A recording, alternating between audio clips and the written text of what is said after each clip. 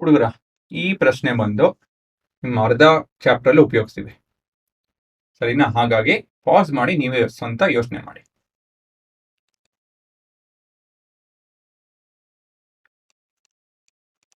So ಪ್ರಶ್ನೆ ಏನು? Which line is normal for the given ರೇ? ಇದು ನಿಮ್ಮ ರೇ. ಸೊ ನಾರ್ಮಲ್ ಯಾವುದು ಅಂತ ಕೇಳ್ತಾ ಇದ್ದೀನಿ ಪ್ರಶ್ನೆ. ಮೊದಲನೇದಾಗಿ ನಾರ್ಮಲ್ ಬಗ್ಗೆ ಇವತ್ತು ಮಾತಾಡೋಣ. Normal is on imaginary line ಅಲ್ವಾ ಮೊದಲನೇದಾಗಿ.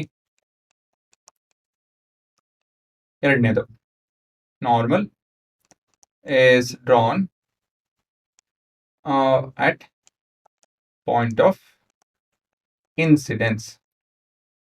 ಸರಿನಾ ಅಂತ ಹೇಳ್ತು ಅಂದ್ರೆ ರೇ ಎಲ್ಲಿ ಬೀಳುತ್ತೋ ಅಲ್ಲಿ ನಿಮ್ಮ ನಾರ್ಮಲ್ ಡ್ರಾ ಮಾಡಬೇಕು.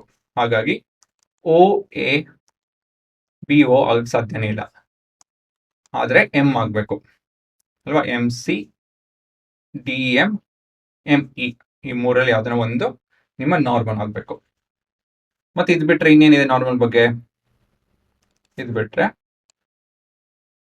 ನಾರ್ಮಲ್ ಇಸ್ ಪರ್ಪೆಂಡಿಕ್ಯುಲರ್ ಅಂತ ಹೇಳಿದ್ರೆ 90 degree, makes an angle of 90 degree with the mirror ಅಲ್ವಾ.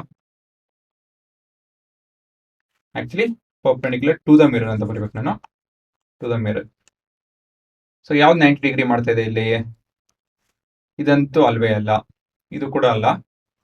ಇದು ಬೆಸ್ಟ್ ಪಾಸಿಬಲ್ ಆನ್ಸರ್, ಉತ್ತರ ಏನಿಲ್ಲ ಅಂತ ಹೇಳಿದ್ರೆ C M is the normal. ಆಯ್ತಾ? ಈ ಪ್ರಶ್ನೆನ ನಾವು, ಈ ಐಡಿಯಾನ, ಈ ಯೋಚನೆನ ಅರ್ಧ ಭಾಗ, ಆಯ್ತಾ, ಈ ಚಾಪ್ಟರ್ ಅರ್ಧ ಭಾಗ ಉಪಯೋಗಿಸ್ತೀವಿ. ಹಾಗಾಗಿ ಬರ್ಕೊಂಡ್ಬಿಟ್ಟಿದೆ, ಬಿಡಕ್ ಹೋಗ್ಬೇಡಿ.